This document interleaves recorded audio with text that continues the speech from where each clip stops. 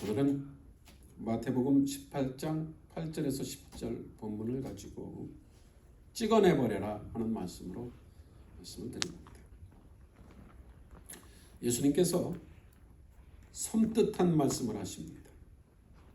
손을 찍어내버려라, 발을 찍어내버려라, 눈을 빼어버려라. 예수님이 하시는 말씀이 맞는가 하는 생각이 들 정도입니다. 그런데 분명히 예수님께서 하신 말씀입니다. 사람은 손 그리고 발 또 눈이 두 개씩 있습니다. 두 개가 있어야 정상이지만 두 개가 없다고 해서 못 사는 것은 아닙니다. 내가 만약에 눈이 하나 없는 그런 사람, 손이 하나 없는 또는 발이 하나 없는 그런 사람이 된다면 생각하기도 끔찍합니다. 그런 일은 없어야죠. 아니, 그런 생각조차 하는 것이 좋지 않습니다. 그런 말 안 하는 게 좋습니다. 그런데 하필이면 예수님께서 그 말씀을 하셨습니다. 그런데 예수님이 어떤 때에 그렇게 하라 그렇게 말씀하셨습니까? 우리의 손이, 우리의 발이, 또 눈이 죄를 짓거든 그렇게 해라 하셨습니다.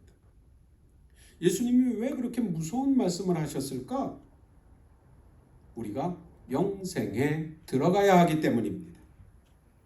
죄를 짓고는 영생에 들어갈 수가 없습니다. 차라리 잘라버리고서 영생에 들어가야 합니다. 영생에 들어간다는 말은 두 가지 의미가 있습니다. 하나는 믿음으로 말미암아 구원받는다 그것이고, 다른 하나는 그 결과로 말미암아 천국에 들어갑니다 그 말입니다. 그런데 우리 주변을 이렇게 둘러보면 예수님 믿는다고 손 찍은 사람 없습니다. 예수님 믿는다고 발을 찍어서 성도가 된 사람 없습니다. 눈을 빼버리고 신자가 된 분도 없습니다. 만약 예수님의 말씀 그대로 실천한다고 한다면, 그런 일이 정말 있다면 그렇게 하지 않은 사람들은 모두 가짜 신자입니다. 그런 사람 없는 교회 역시 가짜 교회입니다. 일부러 찍어내버려서 손이 없거나 발이 없거나 그리고 눈을 빼어버리지 않는다면 가짜 목사입니다. 저는 온 몸이 성하니까 가짜 목사. 여러분도 손발이 다 있고 눈도 있으니 가짜 성도입니다. 그러나 얼마나 다행인 줄 모릅니다. 예수님은 그렇게 하라고 말씀하신 것이 아니라 죄에 대해서 그런 절박한 그런 심정을 가지라는 경고요 권면의 말씀입니다. 그만큼 죄가 무섭습니다. 그런데도 사람들은 그 죄를 대수롭지 않게 생각해서 그런 말을 하신 것 같습니다. 우리가 천국에 가기 위해서 죽기 전에 스스로 불구자가 될 필요가 없습니다. 천국은 손이 하나 없고 발이 하나 없고 눈이 하나 없는 그런 사람들이 모인 곳이 아닙니다.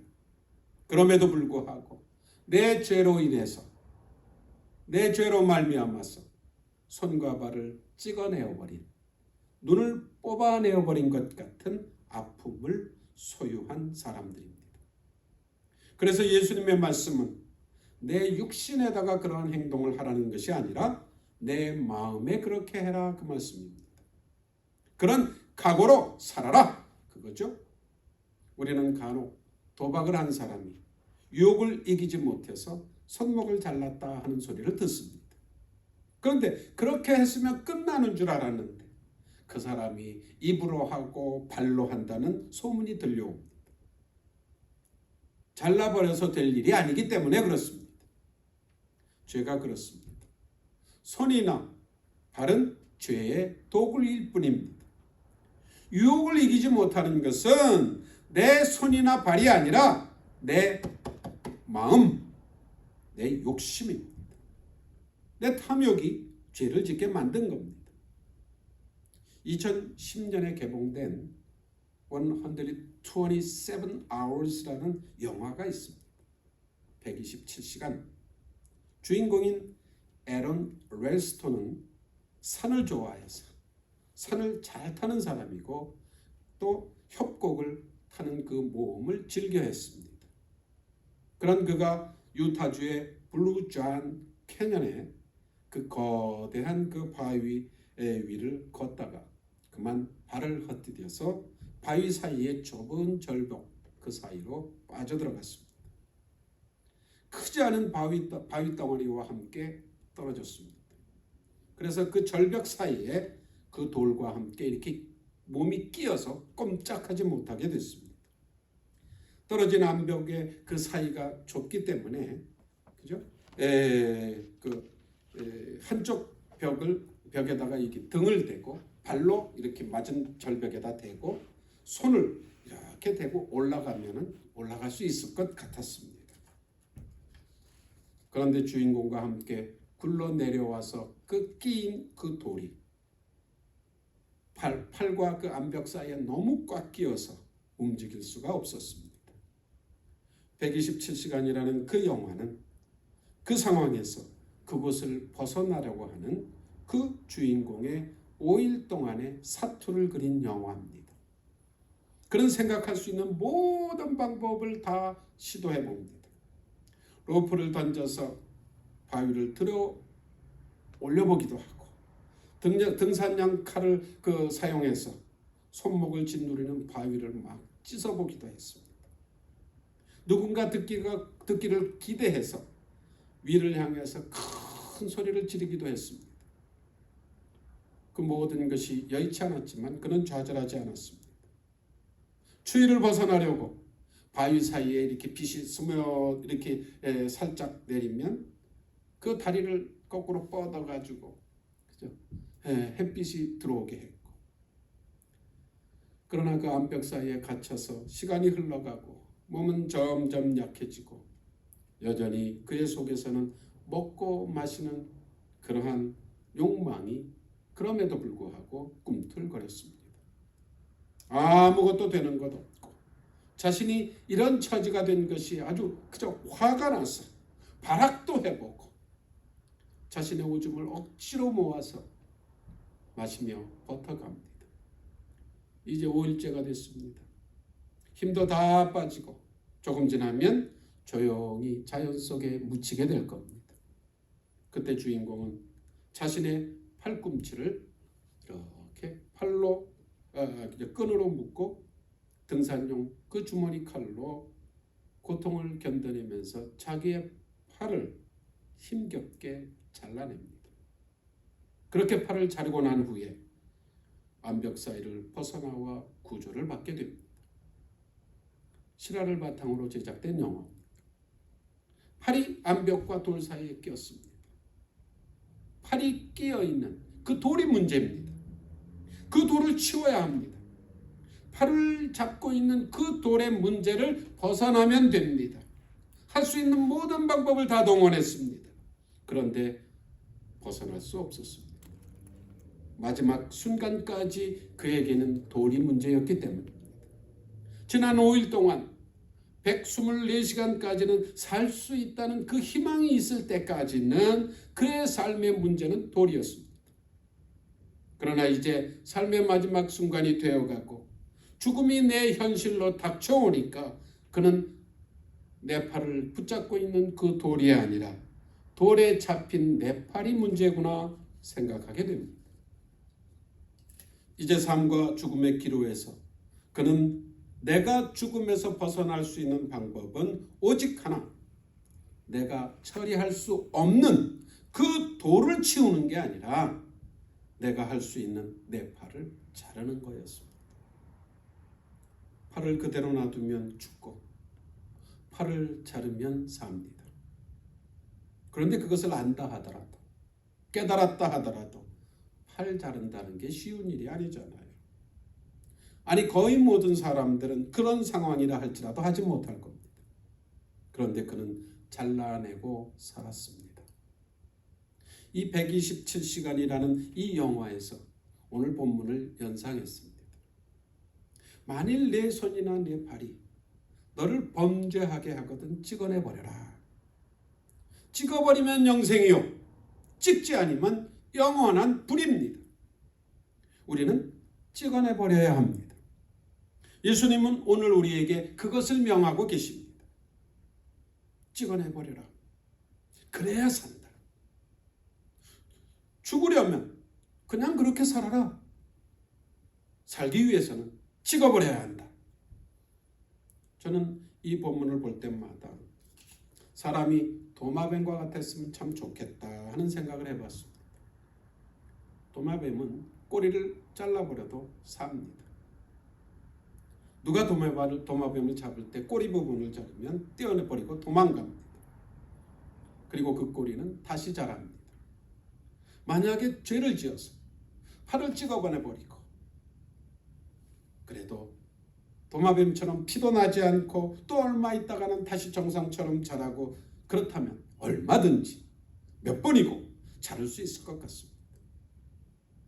제가 생각이 거기에 이르니까 그렇다면 온 교회는 온통 다리 하나 없는 사람, 그죠? 팔 하나 없는 사람, 눈 하나 없는 사람, 뭐 둘 다 그런 사람이 가득할 것이라고 생각이 됩니다. 저는 어떤 때는 팔이 없다가 다른 때는 발이 없다가 어느 날에는 눈도 없을 때가 있고 그리고 어떤 때는 두 개가 동시에 또 다른 때는 세 개가 그것도 어떤 다리는 자라다 이렇게 중간에 자라고 있으니까 그 모습을 생각하니까 몬스터죠. 그게 킥킥 웃고 말았습니다. 큰 결심을 가지고 손과 발을 자른다고 죄를 짓지 않을까요? 그렇지 않죠. 죄를 지을 때마다 잘라버린다면 하루에 몇십 개 손발 눈 가지고도 부족할 것이고 또 손과 발과 눈이 계속해서 자라난다고 생겨난다면 죄를 지어도 계속해서 생기니까 죄 지은들 무슨 소용이 있겠습니까? 예수님은 하나, 손 하나, 발 하나, 눈 하나를 말씀하셨습니다. 이것은 손과 발의 문제가 아니라 죽고 사느냐의 문제를 말씀하시는 것입니다. 자꾸 잘라버리라고 강조하니까 그 말 자체가 싫고 나와 상관없는 이야기로 받아들입니다. 그러나 우리 주변에 실제 그런 분들이 꽤 많습니다. 사람이 늙으면 그죠? 많은 분들이 당뇨병에 걸립니다. 그래서 노인들을 뵈게 되면 대부분이 당뇨약을 먹게 됩니다. 당뇨병이 무서운 것은 합병증 때문입니다.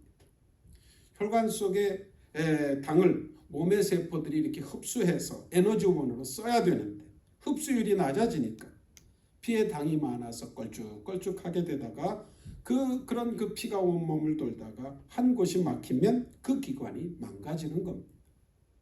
가장 많이 망가지는 게 눈과 발입니다. 눈은 사람들의 사람의 몸에서 그 주변의 혈관이 아주 약한 곳이라 그렇고 발은 늘 서 있기 때문에 심장에서 내려오는 건 쉬워도 올라가려면 힘들어서 발목 주위가 그저 피순환이 잘 안 돼서 그렇습니다.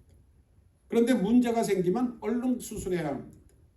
만약에 수술하지 않으면 어려운 일을 당합니다. 그래서 발을 잘라야 삽니다. 어떻게 발을 잘라요? 하고 놔둔 사람은 그냥 그대로 어려움을 당합니다. 자른 사람은 삽니다. 나이 드신 분이 의족하신 분이 많은 것은 바로 그런 까닭입니다. 마찬가지죠. 그대로 놔두면 죽습니다. 살려면 잘라야 합니다. 잘라봐야 살 때가 있습니다. 죽으려면 그냥 있으면 됩니다. 다른 것 할 필요가 없습니다. 놔두면 죽습니다. 그러나 살려면 잘라야 합니다. 바로 그 이야기입니다. 살려면 잘라라. 무엇을 잘라야 합니까? 진짜 손, 발, 눈 말이죠. 죄를 잘라라 그 말이죠. 돌이켜 생각한다면 손을 잘라버린다고 죄를 안 지을까요? 예수님의 말씀은 육체적인 지체를 잘라버리라고 말보다는 마음을 도려내라 그런 말일 겁니다.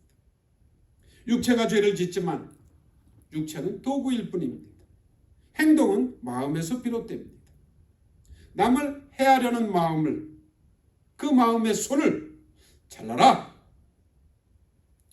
잘못된 것으로 이끄는 마음의 발을 잘라라. 죄된 것으로 이끄는 마음의 눈을 뽑아버려라 그 말씀입니다. 그냥 자를 수 있겠습니까? 누구나 육체를 자르는 것은 못합니다.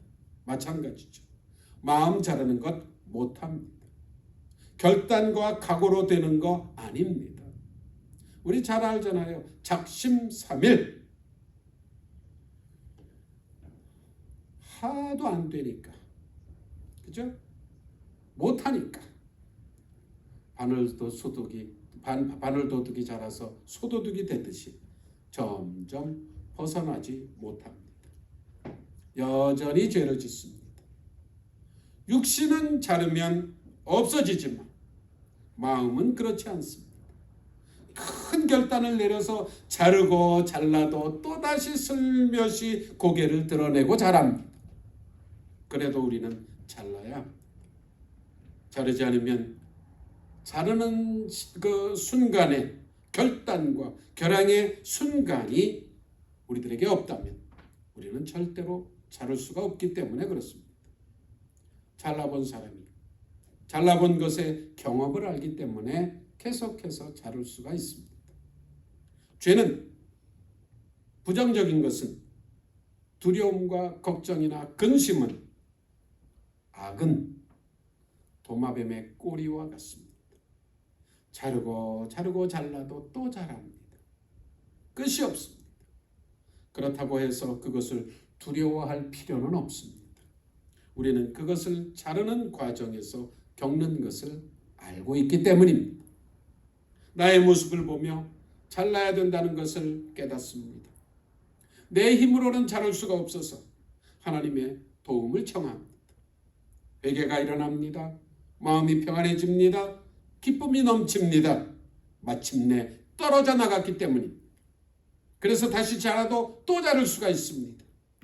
하나님께 구하면, 회개하면 자를 수 있기 때문입니다. 답은 나왔습니다. 왜 못 잘랐습니까? 하나님을 의지하지 않아서, 회개하지 않아서 그렇습니다. 마음의 욕심을 놓지 못해서 그랬습니다. 따라서 예수님의 그 잘라버리라는 그 말씀은 내 힘으로 안 되니까 나를 의지해라 그 말씀이었습니다. 영어로는 quit. 끊을 때는 한순간에 해야 합니다. 담배와 같은 그런 중독이나 못된 습관은 조금씩 점진적으로는 절대로 끊지 못합니다. 한순간에 끊어야 합니다. 죄도 중독이요 습관입니다. 마음 먹을 때 퀴! 금단 현상이 있지만 참아야 합니다. 그러지 않으면 못 끊습니다. 그런데 끊었다고 하더라도 나도 모르게 다시 한번 하게 되면 언제 그랬냐는 듯이 한순간에 또 빠져버립니다. 중독이나 못된 습관을 가졌던 사람이 계속 반복하는 것은 그런 까닭입니다. 그래서 힘든 겁니다. 그래서 다시 빠지지 않도록 늘 애써야죠. 애쓰지 않고는 내 몸과 마음이 그 맛을 기억하고 있기 때문에 다시 붙잡히고 맙니다. 나는 한번 끊어봐서 괜찮아. 절대 그렇지 않습니다. 더 힘이 들고 점점 힘들어질 겁니다. 왜? 알고 빠졌기 때문입니다. 내가 할 수 있다고 생각하기 때문입니다. 알고 죄를 지었기 때문에 하나님의 도움을 받고도 하나님의 은혜를 입었음에도 불구하고 자신이 스스로 죄의 문제를 해결했다고 생각하기 때문에 그렇습니다. 죄의 유혹, 죄의 달콤함은 그 맛은 사라지지 않습니다. 계속해서 우리를 유혹합니다. 우리는 하나님의 도움을 받아야 하지만 하나님을 노력하지도 않고 바라보아서는 절대 해결이 되지 않습니다. 세상을 사는 것도 마찬가지 아닙니까? 의욕이 없는 사람에게는 길이 없습니다. 하려고 하지 않으면 방법이 없습니다. 바리새인과 서기관들이 예수님을 붙잡을 계책으로 예수님께 나와서 예수님을 책망하며 말합니다. 당신의 제자들이 어떻게 떡을 먹을 때에 손도 씻지 않습니까? 그때 예수님께서 그들의 상태를 이렇게 지적하십니다. 이 백성이 입술로는 나를 공경하되 마음은 내게서 멀도다. 그리고 그들에게 이렇게 말씀하십니다. 입으로 들어가는 것이 사람을 더럽히는 것이 아니라 입에서 나오는 그것이 사람을 더럽히느니라. 무엇이 문제라고요? 행동이 아니라 마음이 문제다, 그 말씀입니다. 하나님을 의지하는 우리가 무엇을 해야 합니까? 마음을 깨끗하게 해야 되는데 성령님께서 우리를 도와주십니다. 간구만 하고 하나님 알아서 하세요. 아니죠. 우리가 할 일을 해야 합니다. 그러기 위해서는 우리의 입술을 지켜야 합니다. 못된 것이 우리의 입에서 나오지 않도록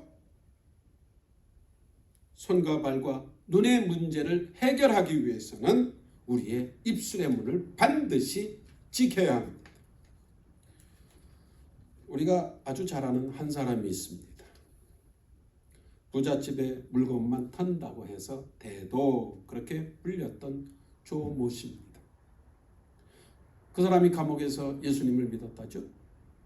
그리고 형기를 마치고 출소해서 간증을 하고 다닙니다. 이것저것을 불려갑니다. 사례비도 주고 사람들이 격려도 해주고 아멘 아멘 하니까 신학교도 가고 목사가 됐습니다. 아마도 나 같은 사람을 구원해 주신 하나님께 감사해서 하나님의 일을 더 열심히 해야 되겠다. 아마 그래서 그랬을 겁니다. 그런데 얼마 지나지 않아서 도둑질을 다시 합니다. 다시 감옥에 갔다 와도 그렇습니다. 결국 있게 되지 못하니까 일본으로 건너갑니다. 그곳에서도 역시 또 거기서도 못 있으니까 다시 한국에 또 그러다가 잡혀서 들어가길 반복합니다. 그가 왜 그렇게 됐습니까? 입술을 지키지 않아서 그렇게 된 겁니다. 간증하며 돌아다닐 때 여러분이 잘 아는 뻔뻔한 나 같은 사람도 구원받았습니다. 하나님의 은혜입니다. 그것만 얘기하면 되죠. 그리고 내가 오늘 어떻게 삽니다. 그래야 되는데 그 이야기보다는 도둑질한 이야기가 간증의 주된 이야기가 됩니다. 사람들이 귀를 쫑긋하게 듣고 은혜 받았다고 하니까 좋기만 합니다. 그것도 하루 이틀이지. 몇 년 지나니까 그 이야기를 다 듣고 아는데 누가 오라고 그러겠습니까? 그러니 먹고 살 길이 막막해집니다. 그래서 다시 도둑질하는 거죠. 도둑질을 끄는 줄 알았는데 끄는 게 아니었습니다. 감옥에 있을 때는 도둑질을 하고 싶어도 할 수 없으니 끄는 게 아니죠.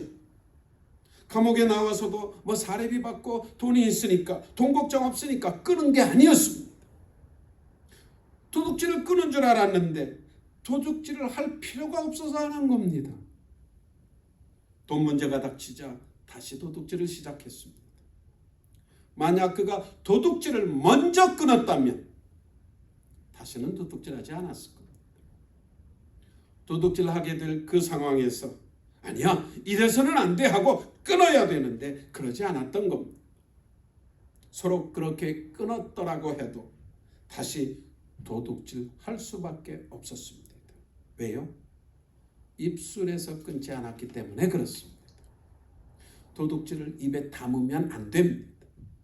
그런데 전국 방방곡곡에 돌아다니면서 나는 이렇게 도둑질했고 도둑 기술을 여전히 입에 달고 살았으니 도둑질이 마음에서 떠나질 못한 겁니다.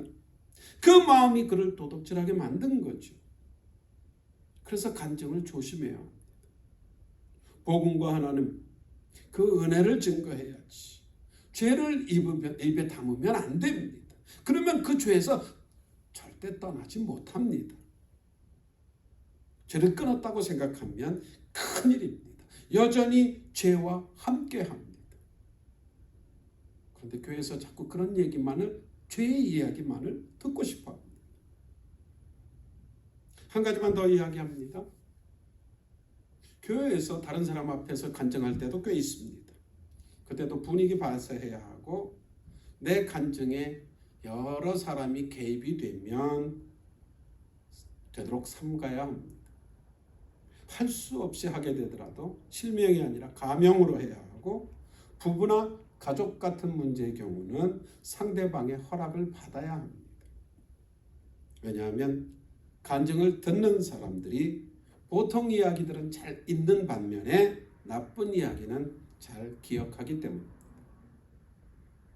한 여자 집사님이 은혜 받으면 눈물을 흘리면서 앞서 나가서 간증을 합니다. 그런데 듣는 사람들이 하도 간증을 하니까, 같은 이야기를 계속하니까 짜증을 내기 시작합니다. 그러다가 미움을 받게 되죠. 한 번은 그의 아버지가 미국을 방문합니다. 그런데 그 교인들이 그 아버지를 보는 눈이 심상치가 않습니다. 저 사람이 저렇게 딸을 짐승처럼 구박하고 때리고, 야, 어떻게 저렇게 뻔뻔하게. 신자들에게 그분은 이미 나쁜 사람이었습니다. 그러니 좋게 보일 리도 없습니다. 그 집사님은 그냥 답답하지만 어떻게 할 수가 없잖아요. 그럼 어떻게 다른 방법으로 말할 수도 있었는데, 자기가 스스로 그렇게 말을 했기 때문에, 그죠? 아버지를 몹쓸 인간 만든 건 자기였습니다. 그런데 그 집사님에게 큰 사고가 닥쳤습니다. 세탁소에서 옷을 찾아서 그래서 가져왔는데, 옷이 되게 이렇게 플라스틱 백에 채워져 있잖아요. 이렇게 담겨 있잖아요. 그 플라스틱을 벗겨서 침대 위에 놓고 옷은 걸고, 근데 이제 밖에서 남편이 부릅니다. 그래서 나가서 이런저런 얘기하다가 좀 시간이 지나서 방에 들어갔는데 아기가 이상합니다. 이제 태어나지 몇 달 되지 않은 둘째 아이가 뒤척이다가 플라스틱에 이렇게 그 코에 붙어서 숨을 쉬지 못하고 죽은 겁니다. 얼마나 놀랐겠습니까? 독자집에 시집을 가서 그렇게 기다리던 아들을 낳습니다. 부주의로 그만 아들이 죽었습니다. 그 엄마가 그 고통을 이기기가 얼마나 힘이 들겠습니까? 그 어려움을 다 이기고 간증했습니다. 정말 대단한 일. 그런데 그때 들려오는 소리는, 아기를 죽이고 어떻게 저렇게 뻔뻔할 수가 있을까? 결국 그 집사님은 교회를 떠날 수밖에 없었습니다. 내가 은혜를 받은 것은 중요합니다. 그것을 통해서 다른 사람들도 은혜 받은 통로가 되어야 하기 때문입니다.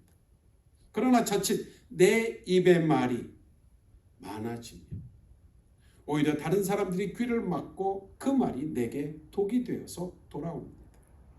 물론 듣는 사람들의 태도도 바르지 못합니다. 그를 위로하고 그렇게 베풀어 주신 은혜에 감사해야 합니다. 그러나 그렇지 않았습니다. 오히려 삐딱하게 보고 그의 열심을 시기했습니다. 그 집사님이나 들은 사람들이나 다 입을 조심해야 했습니다. 내 속에서 그 마음이 어떠하든지 간에 입을 조심할 때에야 비로소 마음을 조심하게 되고, 그러면 나쁜 마음이 자리를 잡지 못하게 될 것이기 때문에 그렇습니다. 그런데 입으로 뱉으면 내 입에서 한 말이기 때문에 내가 책임져야 하니까 또 다른 말들을 자꾸 만들어냅니다. 행동도 내가 한 말대로 해야 되잖아요. 그러기 위해서 내 생각과 마음이 분주하게 움직이기 시작합니다. 마음이 점점 나빠진다 그 말입니다. 입은 마음의 출구입니다. 좋은 말이 나가도록 내 출구를 열어야 합니다. 또 나쁜 말이 나가지 않도록 출구인 내 입을 막아야 할 때도 있습니다. 입을 열고 닫고는 입이 하는 일이 절대로 아닙니다. 그죠? 마음이 합니다. 그러나 입을 열고 싶을 때 마음을 꾹 누르고 그 일을 할 수가 있고, 그래서 입이 닫히는 겁니다. 우리는 하고 싶을 그 일을 마음대로 해서 입을 단속하지 못해서 얼마나 많은 어려움을 우리가 당하고 있습니까? 부부간에도 부모 자식 간에도 모든 관계에서 그렇습니다. 입이 사고뭉치입니다. 그래서 성경의 가장 유명한 신앙인인 다윗도 여호와여 내 입에 파수꾼을 세워주시고 내 입술의 문을 지켜주시옵소서 하고 간구한 겁니다. 오늘 본문과 같은 그런 이야기가 마태복음 5장에 간음하지 말라는 제7계명에 대한 예수님의 설명에서도 똑같이 나옵니다. 그곳에서는 눈이 먼저 나오고 손과 발이 나중에 나옵니다. 간음이나 부정한 짓은 눈에서 비롯되기 시작되기 때문에 그렇습니다. 여자를 보고 음욕을 품는 자마다 간음하는 자다 하는 계명으로 인해서 어떤 목사님은 예쁜 여자를 보면 무조건 사탄아 물러가라 그러면서 눈을 감는다고 합니다. 여자를 사탄으로 얘기해서 좀 문제는 있지만 얘기하는 건 아니니까 나름대로의 방법일 수는 있습니다. 2세기경의 유명한 고대를 대표하는 그 신학자인 오리겐은 바로 이 말씀 때문에 이 계명을 지키려고 정말 스스로 고자가 됐습니다. 그랬다고 그분에게 음욕이 일어나지 않았는지 모르지만 대단하긴 합니다. 오늘 본문의 말씀은 함께하는 교우들에 대한 말입니다. 성도 공동체에게 주는 말씀의 연장선상에서 있는 말씀입니다. 남을 실족해 하면, 실족은 돌에 걸려 넘어진다 그 말이잖아요. 그래서 나로 인해서 다른 사람이, 나라는 돌로 인해서 다른 사람이 넘어졌다. 나라는 돌뿌리에 걸려서 넘어져 죽었습니다. 오늘 본문의 말씀은 예수님이 책망하시는 말씀입니다. 화 있을진저 서기관들과 바리새인들이여, 너희는 교인 한 사람 얻기 위해서 바다와 육지를 두루 다니다가 너희보다 배나 지옥의 자식을 만든다. 그렇게 말씀하셨습니다. 나 때문에 그 사람이 죽습니다. 그렇게 되지 않으려면 내 손과 발을 잘라야 합니다. 제자들이 손을 씻지 않고 떡을 먹은 것으로 예수님을 책망했던 바리새인들에 대해서 예수님은 제자들에게 이렇게 말씀하십니다. 그들은 맹인이 돼서 맹인을 인도하는 자다. 만일 맹인이 맹인을 인도하면 어떻게 됩니까? 둘 다 구덩이에 빠진다. 그들은 눈을 빼어버려서 맹인이 된 것이 아니라 눈을 빼내지 않아서 맹인이 된 겁니다. 그래서 바리새인들을 따라서 그들과 같이 행동하면 하나님을 믿어도 믿는 것이 아니다. 여전히 맹인이다. 맹인이니 구덩이에 빠져 죽을 것이다. 산 사람이 아닙니다. 눈을 빼야 합니다. 마음의 눈을 떠야 합니다. 죄를 해결해야 합니다. 그런데 내가 바리새인입니다. 내 말로 인해서 그 사람이 바리새인처럼 신앙의 잘못된 길로 가게 만든다든지 또는 그 마음에 상처를 받아서 신앙의 길에서 벗어나게 했다면 화가 있다. 하나님께서 심판하신다. 그 말입니다.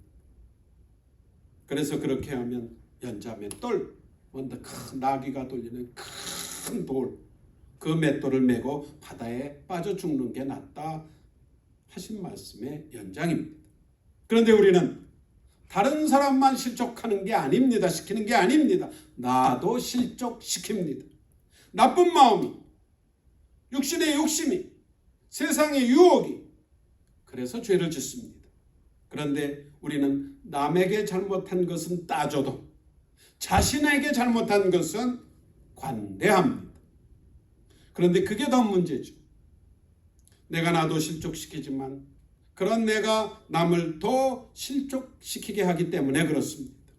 결국 나를 실족해 한 것이 나이니 내가 죽을 수밖에 없습니다. 그러니 살려면 나를 실족시키지 않아야 합니다. 그래서 예수님은 오늘 본문의 말씀을 통해서 강력하게 말씀하시는 겁니다. 손이 죄를 지었어? 잘라버려.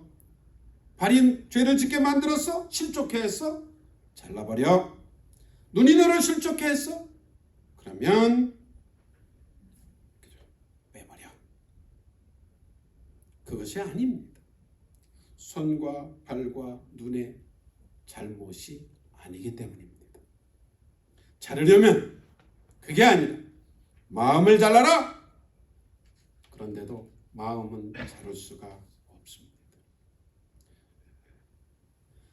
그래서 손과 발과 눈을 자를 수 없지만 그만큼 차라리 자르고 싶을 정도의 그 아픔 가져라. 그래서 다시는 죄 짓지 않겠다는 각오를 가져라. 그러나 그 각오 가지고 됩니까? 안 되지만 그런 각오로 슬퍼하고 비장해지면 내가 도와주겠다, 회개하게 해주겠다, 회복시켜주겠다, 위로해주겠다, 그 말씀입니다. 우리는 남을 실족하게도 하고 무엇보다도 나를 실족하게 합니다. 그렇다고 절대로 손 바르고 잘 바르고 눈 빼지 마시기 바랍니다. 하나님이 싫어합니다. 그러나 슬퍼하십시오. 그래야 넘어지지 않습니다. 넘어져도 금방 일어납니다. 주님이 바라시는 게 바로 그겁니다. 그러기 위해서는 입술을 지키시기 바랍니다. 부정하고 더러운 마음이 내 입을 통해서 나가지 못하게 하고 간구와 회개와 감사와 찬양이 내 입에서 나오도록 해야만 합니다. 고맙고 감사하신 놀라우신 아버지 하나님 참 감사드립니다. 우리는 그저 이 세상 살면서 이 세상이 하도 험하고 우리를 넘어뜨리려 하기 때문에 죄에 빠질 때가 참 많고 주님 나 자신이 나를 어떻게 할 수 없을 그런 지경이 될 때도 참 많습니다. 그러나 그러한 모든 것 핑계대지 말고 그저 하나님 바라보고 회개하며 나아갈 때에 우리들에게 놀라우신 은혜가 늘 충만하게 될 줄 믿습니다. 하나님 늘 도와주시고 우리가 기쁨과 평안에 젖어 살게 하여 주옵소서. 예수님의 이름으로 기도합니다.